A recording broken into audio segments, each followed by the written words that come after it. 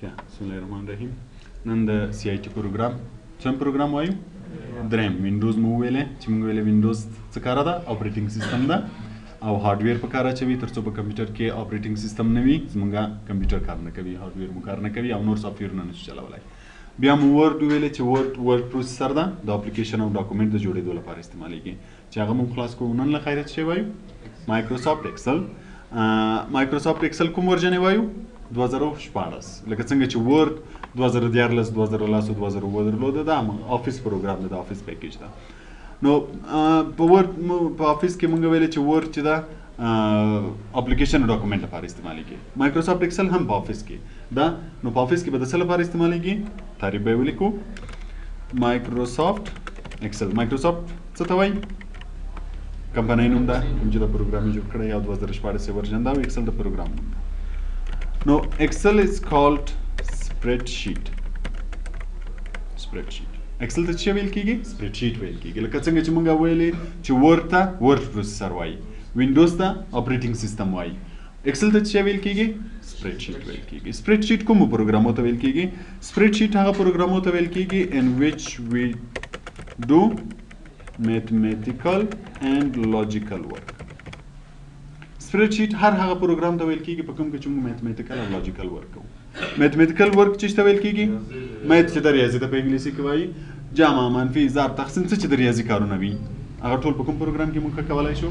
ایکسل کې کولای شو. لوجیکل ورک چې ته ویل کیږي چې لوجیک ولري تخنیک. مثلا ته یو شیټ جوړای په کې لیکي د شاګردانو ریزلټ وایي چې څوک کامیاب ده څوک ناکامه ده، چې دای درته کامیاب مو باسي ناکام مو باسي، نو دغه کار ته لوجیکل ورک ویل کیږي. مثلا د دکان حساب کتاب په کې لیکلای ده غواړي چې د ورځې په اخر کې وګوري چې په کوم شي کې مې ګټه کړې په کوم شي کې مې تاوان کړی، چې پروګرام خپل درته وښیي. دغه کارو ته لوجیکل ورک ویل کیږي. نو همیشه په یو دفتر کې په یو اداره کې که چیرته د ریاضي او لوجیکل ورک کوه نو ته باید له کوم پروګرام نه استفاده وکړې؟ له سپریډ شیټ نه وکړې. چې ایکسل کوم پروګرام ده؟ سپریډ شیټ ده. پوه شوې په کار باندې؟ ایکسل چې ده چې څنګه اخلاص کوي ګوره ټول لکه ټیبل غوندې روزو کالم لري. وینئ کالم د ای بي سی په ذریعه کول کیږي چې وینه دا A کالم شو، B کالم شو، C کالم شو او روز. اوس راځو لیاوټ ته چې څنګه به پیژنې چې تا ایکسل خلاص کړی. لیاوټ اف مایکروسافټ ایکسل. په لیاوټ کې کوم کوم شیان دي راته وایس؟ ټایټل بار چې د پروګرام ټایټل پکې لیکلی ده چې وینه کله خلاص کړي ته به لیکلی وي چې ایکسل پروګرام دې خلاص کړی که نه. بل څه شی و؟ کنټرول بټنز. کنټرول بټنز کوم بټن و؟ کلوز، میکسیمایز او مینیمایز او کویک اکسس ټول بار چې دغه یو ده انډو ریډو دا چې پکې دي، سیو هم وینې پکې ده. مینیو بار دکې رولر نشته، مینیو چې پکې دي. بل پکې فارمولا بار ده. په دې پروګرام کې فارمولا بار هم شته، دغه ته فارمولا بار وایي. ګوره کرسر چې ورباندې کېږدي نو مې راځي فارمولا بار. چون موږ وویلې چې دا پروګرام میتھمیټیکل ورک پکې کېږي د ریاضي که نه، نو دلته زموږ فارمولې پکارېږي د جمع لپاره د ضرب. د هر میتھمیټیکل ورک لپاره زموږ یو فارمولا پکارېږي. نو هغه فارمولا بیا چېرته راته ښیي؟ فارمولا بار کې راته ښیي. بل پکې سکرول بارز دي. سکرول بارز چې ته وایي کته پورته چې یو دغه ده او بل دا ده horizontal and vertical scroll bar. بل status bar کوم یو؟ لاندینی status bar ده. دا یې لیاوټ شو. له دغه ځای نه به ته ایکسل پروګرام پېژنې. اصل یې پکې ټایټل بار ده چې کله دې خلاص کړو نو دې ځای ته پوهېږي چې ما کوم پروګرام خلاص کړی ده. بل وایي چې ایکسل فایل is called workbook. ایکسل فایل ته څه ویل کیږي؟ ورک بک ویل کیږي. د ورډ فایل ته څه ویل کېده؟ ډاکومنټ. ورډ فایل از کالډ ډاکومنټ. کله چې ورډ خلاص کې په سر کې څه لیکلی وي؟ چې کله یې نوی خلاص کې څه لیکلی ده؟ ډاکومنټ. هلته چې نوې صفحه ته خلاصول بلانک ډاکومنټ. ورډ فایل ته همیشه ډاکومنټ ویل کیږي او ایکسل فایل ته بیا ورک بک ویل کیږي. هر ورک بک چې کله ته خلاصوي ورک بک کې موږ سره شیټ وي، دغه ته څه ویل کیږي؟ شیټ ویل کیږي. دغه یو شیټ ده چې دا اوس موږ خلاص کړی ده. یو ورک بک کولای شي چې هر څو شیټه ولري. یو ورک بک هر څو شیټه کېدای شي چې ولري. فعلا یو دانه لري که غواړي چې بل ور اضافه کړي دغه د جمع علامه کلیکه. اوس ګوره څو شیټه شوه؟ 2 شیټه شوه. دا یو شیټ ده دا بل شیټ ده. په دې شیټ کې ته جدا کار کولی شي په دې کې ته جدا کار کولی شي. مثلا د یوې ادارې راپور ده د مصارف وي د یوې میاشتې په د یوه شیټ کې جوړ کړه د بلې میاشتې په بل شیټ کې جوړه د بلې میاشتې په بل شیټ کې جوړه د هر میاشتې به جدا جدا په هر شیټ کې جدا جدا جوړ وي. پوه شئ؟ نو دا ټول ته ورک بک ویل کېږي. دا هر څو شیټه چې وي د ټولو ته یو ورک بک ویل کېږي او دا ټول په یو نوم ثبت کېږي. مثلا که غواړئ نوم یې بدل کړئ د دې شیټ رایټ کلیک پرې وکړه دلته یې رینیم کولی شئ. دا مثلا د جنوري د میاشتې راپور ده دا مثلا یا حساب کتاب ده دا مثلا د فبروري د میاشتې راپور ده. په دې کې تا د ادارې راپور جوړ کړی. کله چې دغه ته سیف کوئ سیف خو د ورډ په شان ده راځئ دلته سیف کلیکوئ. مثلا زه یو نوم ورکوم براوز کوم ډاکومنټ هر ځای کې چې سیف کوئ د ایکسل په نوم مې سیف کوم ایکسل ډیفینیشن په نوم سیف. ګوره دلته به اوس هماغه نوم ولیکل شي. څو شیټه پکې وو؟ 2 شیټه چې دا یو ورک بک شو او موږ د ایکسل ډیفینیشن په نوم سیف کو. نو هر څو شیټه چې ولري دا ټول په د یو نوم ثبت کېږي. پوه شئ؟ نو چې کله م خلاصوه اوس مثلا زه دا پروګرام بیخي بندوم نو چې کله زه ایکسل پروګرام بیرته بیا خلاصوم یا بل وخت یې خلاصوم او راځم هماغه فایل خلاصوم چې د ایکسل ډیفینیشن په نوم ده. له دې ځای نه د ایکسل ډیفینیشن پروګرام ده. وګوره څو شیټه پکې وو؟ 2. دا به هم راشي دا به هم راشي. نو دغه د ایکسل فایل ته چې ده ورک بک ویل کېږي او ورک بک بیا څه لري؟ شیټونه لري. کولی شي چې هر څو شیټه واخلئ تر څو د هر شي حساب کتاب یا د هر میاشتې حساب کتاب د پکې جدا جدا وي. پوه شوئ په دې ځای باندې؟ بیا مونږ وویل چې په شیټ کې مونږ کالم او روز لرو که نه تیار جوړ ټیبل ده چې کالم په ای بي سی باندې ده او روز په عددو باندې ده. څو کالمه دي څو روز دي. په ایکسل کې مونږ ډېر زیات کالمونه او ډېر روز لرو. یعنی په ورډ کې به خو مونږ تعداد ورکوو چې دونه راته کالم چې ټیبل به م جوړوه دومره راته روز جوړ کړه او دومره راته کالم جوړ کړه. دلته تیار روز کالم دی فقط کولی شي چې بارډر ورکړي. مثلا زه یو ریزلټ دغه ځای کې جوړوم چې لیکلی مې دي نیم ورډ ایکسل دلته مثلا ټوټل راباسم علي ولی فقط ټیبل جوړ راته پکې ډیټا ورچوه معلومات ورچوه. که غواړئ چې داسې جدا ټیبل غوندې شکل واخلي کیدای شي چې سلیکټ یې کړئ او له دې ځای نه ورته بارډرز ورکړي. په هوم منیو کې بارډرز خو په ورډ کې ویلي وو که نه هماغه آپشن دی. کیدای شي چې ورته آل بارډرز ورکړم تر څو دا لږ روښانه غوندې نظر نورو ته ټیبل غوندې ښکاره شي. پوه شوئ؟ خو دا ټول وینئ شیټ چې د ټول د ای بي سی او د نمبر په ذریعه ده. څو کالمه لري او څو روز لري. د دې لپاره صرف ګوره دغه ځای کې دغه علامه وینئ دا ای ده او دلته وینئ عدد ده که نه. دغه کونج کې چې کلیک ونیسئ ګوره بره لیکل کېږي. د هغه نه بره تعداد وینئ څو لیکل شوي. دغه اوله چې دا روز دي تقریبا څو ورځې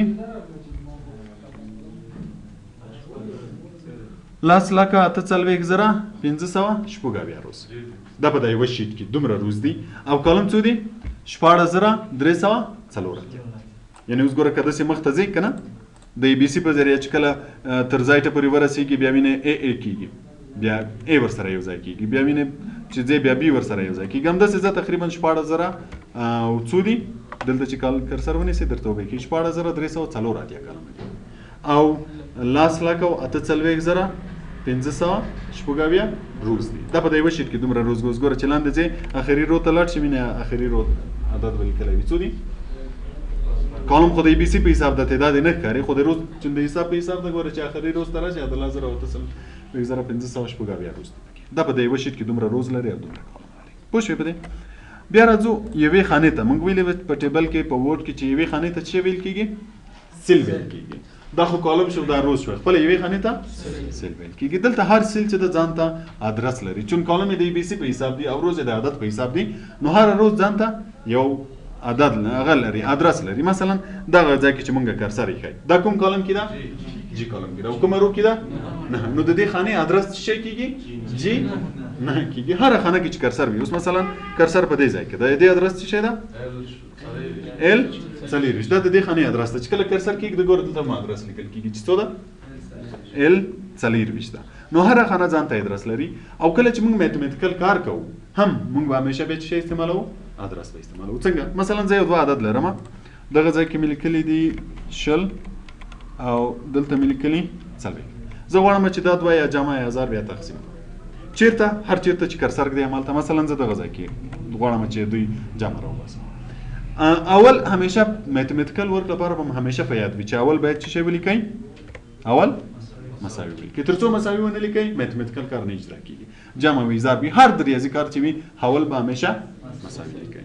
مساوي چې دی ولیکله اوس زه غواړم چې دا دوه عدد جمع کړم نو که زه ورته وایم چې شل جمع څلوېښت فقط عدد ولیکه انټر یې کړه جواب به راوباسي چې څو شوه؟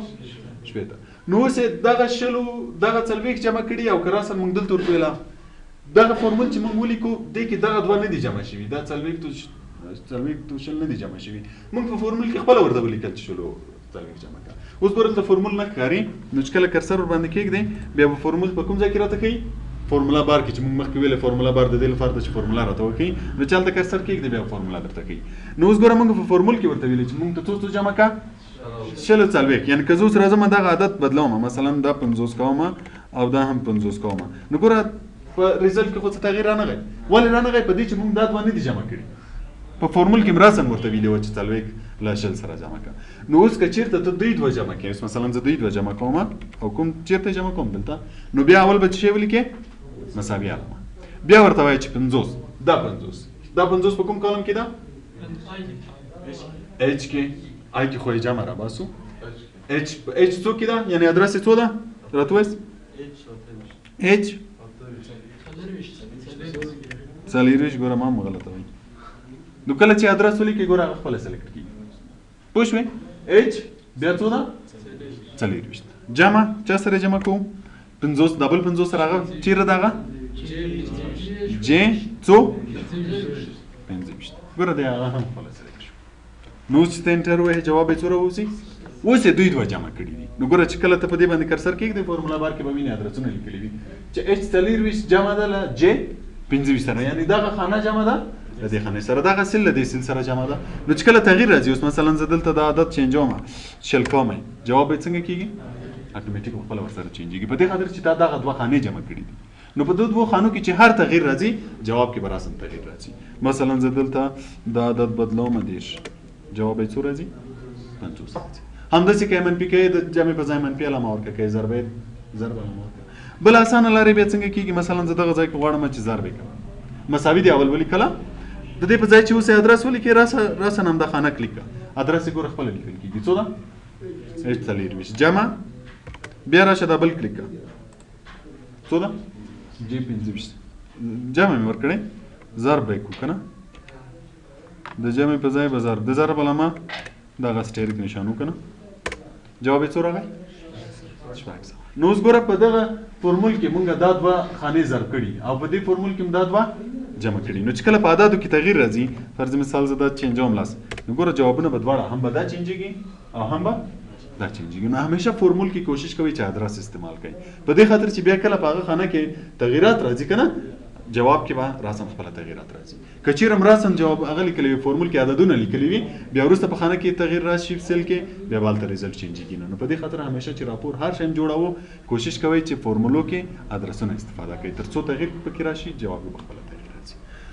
بل د جمع لپاره موږ بل فورمول لرو مثلا که زه چیرته دلته ریزلټ ولرم د دې کسانو مخکې چې ما ټیبل جوړ کړو زه غواړم چې د عالي ټوټل راوباسم دغه ځای کې چوندوا عدد دي ته کولی شي چې ما مخکینی فورمول استعمال کړم مساوي ولیکې دا کلیکه چې دې ادرس راشي چې کې 14 دا جمع دا بل کلیکه چې دې ادرس راشي ال 14 انټر وه جواب یې څو راغی؟ 123. اوس موږ شاګردان ډېر زیات لرو مثلا اوس خو دلته درې دي که چېرته ته ډېر زیات ولرې غواړې چې د دې ټولو ریزلټ همداسې راوباسي چې ټول جمع شي نو بیا به څه کوې که چېرته هر یوه ته بیا فورمول لیکې مساوي فورمول دا رقم به زیات وخت ونیسي. نو څه وکړه همدا کوم ځای کې چې دې فورموله ورکړې دا کلیک کړه دغه کونج علامه یې وینې دغه وړکۍ دغه ځای ته کرسر راوله ګوره د علامه بدله شي څه رقم علامه ترې جوړه شي؟ د جمع علامه ترې جوړه شي او چې په دې باندې نه وي په دې کونج کې ګوره بیا علامه تغییر وي دغسې. نو چې کله دغه جمع علامه راغله دلته کرسر ونیسه او لاندې یې کش کړه څه به وکړي د نورو ټوټل به خپله راوباسي او فورمول به یې خپله ورکړی وي اوس ګوره دا کلیک کې د دې فورمول به یې خپله ورکړی وي چې کې 15 له چا سره راته جمع کړه له ال 15 سره راته جمع کړه. نو چې وروسته بیا تغییر راځي مثلا زه په دې کې تغییر راولم نو ګوره هلته به ټوټل کې خپله تغییر راځي. یا اوس مثلا دلته لاندې زه غواړم چې د دې ورک ټوټل راوباسم چې دا 3 نمرې دلته راته جمع کړي بیا دا راته جمع کړي بیا دا راته جمع کړي نو ته به څه کوې د یوه ته به فورمول ورکړې مساوي ادرسونه یې کلیکه یا یې ولیکه مثلا د دې کې څو ده کې 14 جمع دا بل کې 15 جمع کې 14 انټر وهه د دې جمع به راشي چې څو شوه یو سولوشن شوه اوس د دې نور چې راباسم دا کلیکه بیا ګوره دا کونج کې چې دغه علامه راغله همدا ونیسه دې خواته یې کش کړه ګوره د نورو ټوټل به خپله راوځي چې د دې 240 او د دې 340 نو چې کله تغییر راشي فرض مثال زه د علي نمرې بدلومه 40 چې کله انټر ووهې ګوره دا به هم بدلېږي او دا به هم بدلېږي په دې خاطر چې موږ فورمول ورکړی ده پوه شوې تر دې ځای پورې نو که دې ټیبل ته لږ رنګ هم ورکوئ نور یې هغه د ورډ شان ته ده کولی شي چې بیک کلر ورکړي او تر څو یو ډیزاین واخلي او بولډ ایټالیک دا شیان ورکړي دې ته ایکسل وایي پوه شوې تر دې ځای پورې بس ده